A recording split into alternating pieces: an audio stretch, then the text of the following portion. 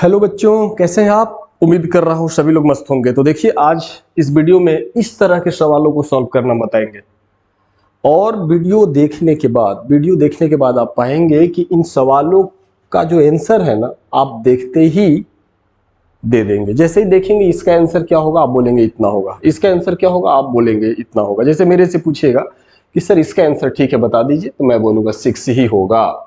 आप बोलेंगे इसका आंसर कितना होगा, तो मैं बोलूंगा 6 टू द पावर 15/16 होगा। आप बोलेंगे इसका आंसर कितना होगा, तो मैं बोलूंगा 3 होगा। इसका आंसर आप पूछेगा कितना होगा, 2 होगा। आप लिख लो, आप इन आंसर को लिख लो और कुछ देर बाद, इस वीडियो को देखने के बाद आप भी बोलेंगे सर मेरे से पूछे, आप भी बता देंगे, कोई बड़ी बात नहीं है। हाँ, एक तो ट्रिक बताएंगे कि कैसे इसका आंसर लिखे, दूसरा इसका डिटेल एक्सप्लेनेशन वो आता कहाँ से है, ठीक है ना। तो एग्जाम आजकल ऑब्जेक्टिव क्वेश्चन के होते हैं, तो आपको बड़ी समय बच जाएगा। ठीक है, चलिए देखिए, ज्यादा आपका टाइम नहीं लेंगे, आइए इन वीडियो में। तो सबसे पहले मैं आपको वन बाई वन, चलो पहले हम इस वाले का आंसर बता दें, इस वाले को कैसे सॉल्व करें। तो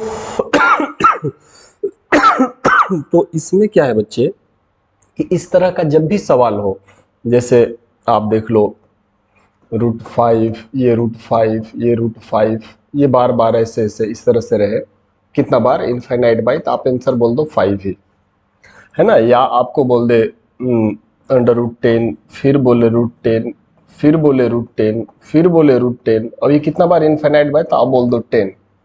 चलो ये तो बात सही, लेकिन आप बोलेंगे सर ये कैसे हो रहा है, आखिर कैसे हो रहा है। तो देखिए इसका एक हम सॉल्यूशन बताते हैं। तो एक जो बड़ी सिंपल सा सॉल्यूशन है कि लेट कर लीजिए, कुछ मान लीजिए y इज इक्वल टू, इसे ले लीजिए ऐसे, ये 6 है, फिर से 6 है, फिर से 6 है, फिर से 6 है, और ये कितना बार चला है ऐसे ऐसे, ये ऐसे चला आपका इनफाइनाइट बार, ठीक है ना। तो अब इसमें करना ये है कि मान लीजिए कि ये जो पोर्शन है यहां से, ये जो पोर्शन है, ये जरा देखिएगा, ये जो पोर्शन है जिसको हम सर्किल किए हैं, तो पूरे में से इस, भाई इसमें कितना बार √6 इनफाइनाइट बार, इनफाइनाइट बार, तो ये जो यहां से आगे जो बढ़े इसको भी तो y मान सकते हैं, है ना। एक को बाहर कर लिए, ये वाला जो है ना इसको हम हटा दिए, इसको अगर हटा के देखिए तो फिर भी तो यहां से आगे जा रहा है, वो तो वही सवाल है ना। तो इसका मतलब है बच्चे कि आप इसी सवाल को ऐसे भी लिख सकते हो। इसका मतलब है कि आप इसको लिख सकते हो y इज इक्वल टू, ये तो √6 है और यहां से आगे वाले को भी तो y माना जा सकता है, y मान लो, ठीक है ना। समझ रहे, यही ट्रिक है, यही पे समझना है। अरे भाई मान लीजिए, देखिए ना, इससे अगर हम इसको हटा लेते हैं, इसको हटा लेते हैं, तो फिर भी तो ये जो सवाल है वो तो ऐसा ही लग रहा है, √6 इनफाइनाइट बार।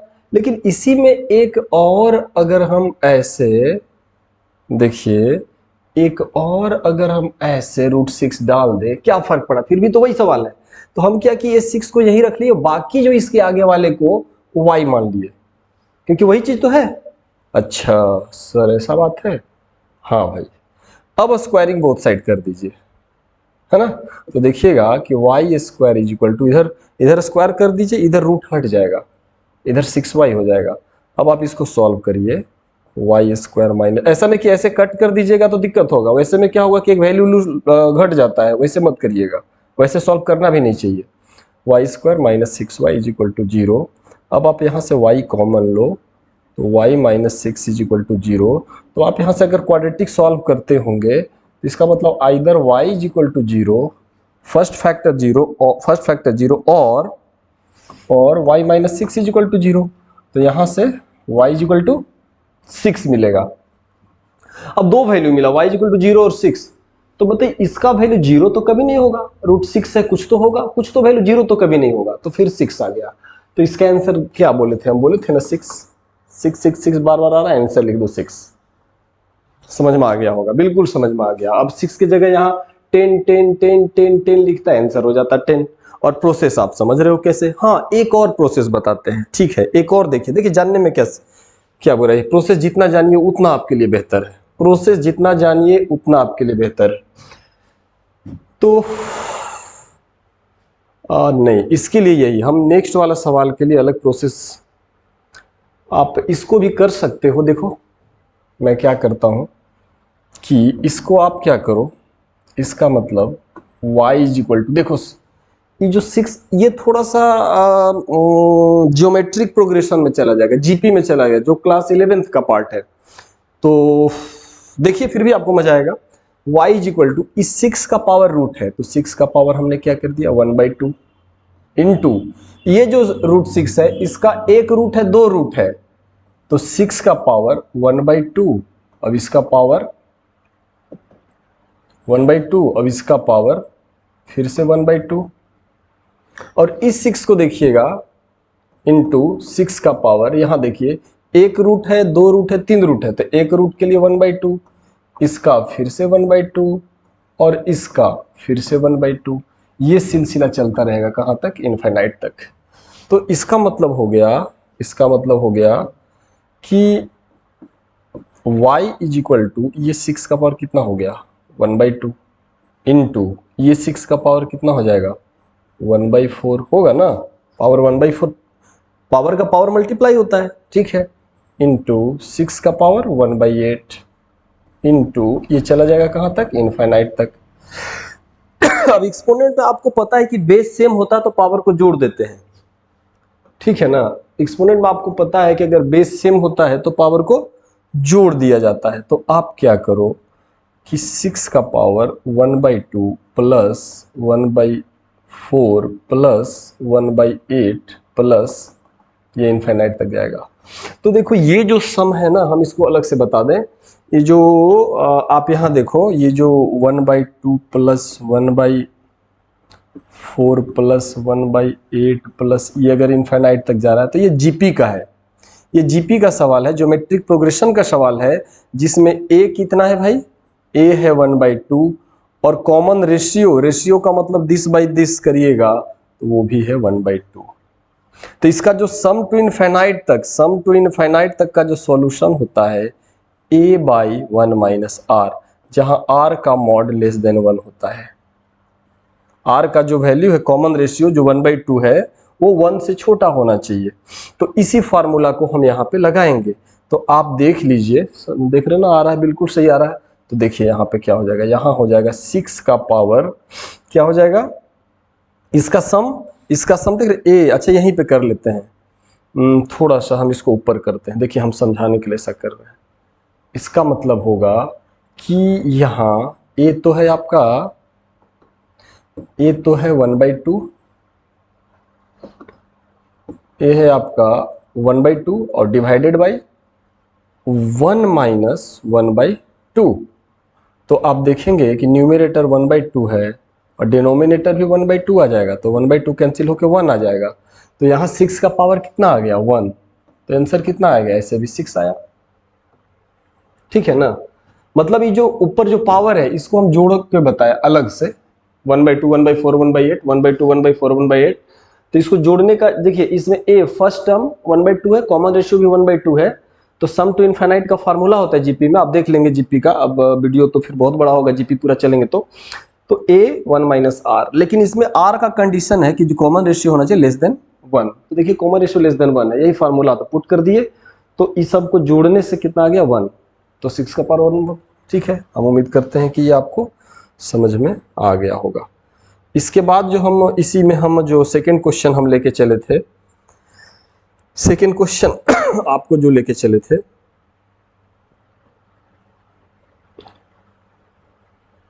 एक minute,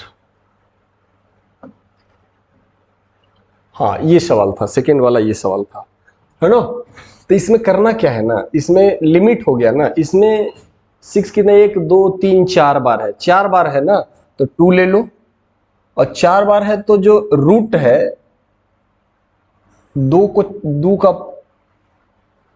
2 sorry sorry sorry sorry हाँ 6 के पावर में लिखना है, 6 के पावर में लिखना है, समथिंग बाई समथिंग। तो ये जो रूट है तो आप देखेंगे कि 6 का पावर 1/2, फिर उसका पावर 1/2, फिर उसका पावर 1/2, फिर उसका पावर 1/2, 4 बार होगा। यानी कि मान लो कोई नंबर 6 है, 6 का पावर 1/2, इसका फिर से पावर 1/2, इसका फिर से पावर 1/2, और इसका फिर से पावर 1/2। तो 1/2 कितना 4 बार मल्टीप्लाई होगा। तो 2 दूनी 4, दूनी 8, दूनी 16, और ऊपर एक 16 से एक कम करके लिख दीजिएगा 15। यही आपका इसका आंसर आ जाया करेगा। ठीक है ना, यही इसका आंसर हो जाया करेगा। तो हम उम्मीद करते हैं कि इसका ये भी आपको समझ में आ गया। उसी तरह से मान लीजिए कि एक और इसमें मान लीजिए क्वेश्चन हम लेते हैं, जैसे 3 ले लिया, फिर से 3 ले लिया, फिर से 3 ले लिया, जैसे 3 बार है। तो आप क्या करेंगे, इसको 3 का जो पावर होगा वो आप कितना लिखेंगे, रूट है, रूट है, रूट है, कितना बार है, 3 बार है, तो 8 कर दीजिए और 1 घटा दीजिए 7, 7/8, ये आपका आंसर आ गया। तो हम उम्मीद करते हैं कि ये भी आपको समझ में आ गया होगा। ठीक है ना। अच्छा, इसके बाद नेक्स्ट एक और, अब जैसे ये है, तो इसका क्या सॉल्यूशन है, कैसे इसको लिया जाए। तो आप इसमें क्या करो कि लेट इसको कर दो, पूरे को y मान लो, y इज इक्वल टू ऐसे कर लो 6 प्लस 6 प्लस 6 प्लस 6 प्लस, ये कहाँ तक जाएगा, इनफाइनाइट बार।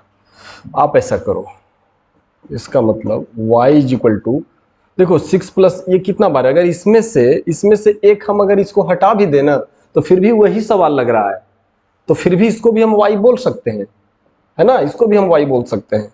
तो इसको फिलहाल आप अंडरलाइन कर दीजिए, अलग कलर कर लें, इसको आप y मान सकते हो, इसको y मान सकते हो। लेकिन मेरे पास क्या है, यहां पर एक और है जो 6 प्लस ऐसा है। तो आप क्या करिए कि रूट के अंदर ये 6 है और एक्चुअल में इसका रूल ये है, जो शॉर्टकट ट्रिक है, ये जो 6 है ना, 6 को बाहर निकाल लो, 6 को बाहर निकाल लिए, इसका 2 फैक्टर करो, ऐसा 2 फैक्टर कि दोनों का फैक्टर के बीच का डिफरेंस 1 होना चाहिए।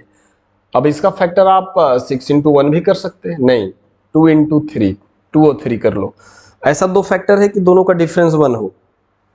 तो यहाँ पे अगर प्लस प्लस है ना, हर जगह प्लस वाले में बड़ा वाला आंसर हो जाएगा, तो इसका आंसर बड़ा वाला 3 होगा। लेकिन यही अगर यहाँ माइनस होता, यहाँ माइनस होता, माइनस होता, तब छोटा वाला आंसर हो जाता।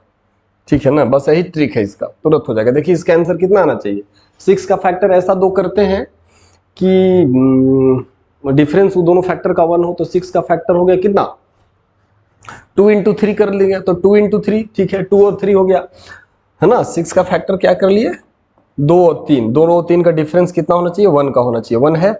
तो यहाँ जब प्लस है तो बड़ा वाला आंसर, और यहाँ अगर माइनस माइनस हर जगह होता तो छोटा वाला आंसर। ठीक है,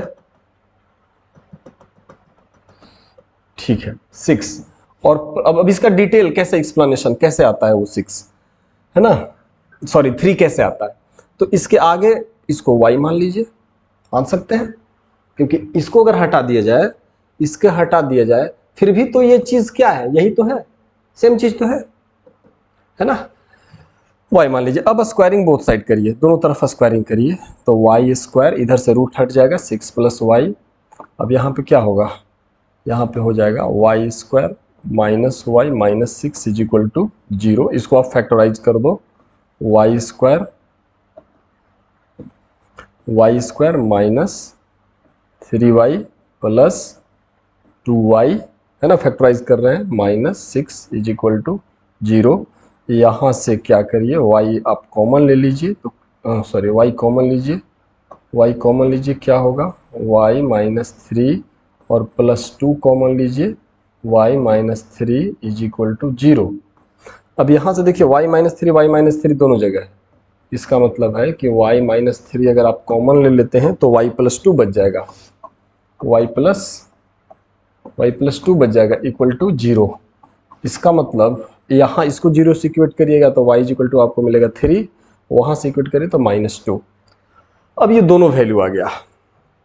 अब दोनों में से जैसे y का वैल्यू अगर हम 3 रख दें, मतलब दोनों को पुट करके देखना होगा कि इसमें से, अब देखिए इसका स्क्वायर रूट है, मैंने कुछ भी है, square root is a positive quantity, आपको पता होना चाहिए कि square root is a positive quantity, square root के अंदर कुछ भी हो ये पॉजिटिव क्वांटिटी देता है, ये दिमाग में आपके होना चाहिए। तो ये जो -2 आया है इसका मतलब रूट ऑफ 6 का स्क्वायर रूट, अब इसके अंदर जो भी 6 में प्लस जो भी जोड़ेंगे 6 का 2 पॉइंट समथिंग, ठीक है होगा, तो 2 पॉइंट समथिंग होगा, नेगेटिव तो कभी होगा नहीं, तो इसको आप हटा दीजिए, y का वैल्यू 3 आ गया, जो वैसे भी 3 आ रहा था, है ना।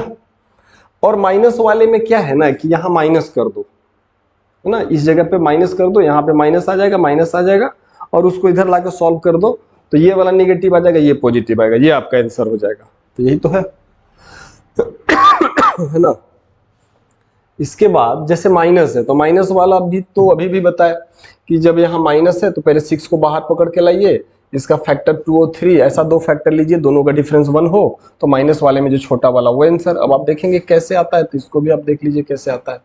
तो लेट कर लीजिए y is equal to under root 6 minus 6 minus 6 minus, है ना, ये सब चलता जाएगा कहाँ तक, इनफाइनाइट तक, इनफाइनाइट तक चलता जाएगा। तो इसमें थोड़ा सा करना क्या होता है कि y इज इक्वल टू, अब आप समझ तक 6 माइनस वाई कर दीजिए, 6 माइनस वाई, इस यहाँ से आगे तक को y कंसीडर, क्योंकि ये y यही चीज़ तो है 6 माइनस वाई। अब इसको स्क्वायरिंग बोथ साइड करिएगा, तो y square is equal to 6 minus y हो जाएगा, वाई स्क्वायर और स्क्वायर से रूट हट जाएगा। अब इसको जब सॉल्व करिएगा तो y square plus y minus 6 is equal to 0। अब यहाँ क्या होगा, y square plus 3y minus 2y minus 6 is equal to 0। यहाँ से अगर y कॉमन लेते हैं तो y प्लस 3 और माइनस 2 कॉमन लेते हैं तो y प्लस 3 इक्वल टू 0। इसका मतलब है कि y प्लस 3 और ये है y minus 2 is equal to 0। इसका मतलब है y is equal to minus 3 और 2, y is equal to minus 3 और 2, तो नेगेटिव नहीं होगा, यहाँ पे देखिए आपका 2 आंसर होगा। बता दिए ट्रिक।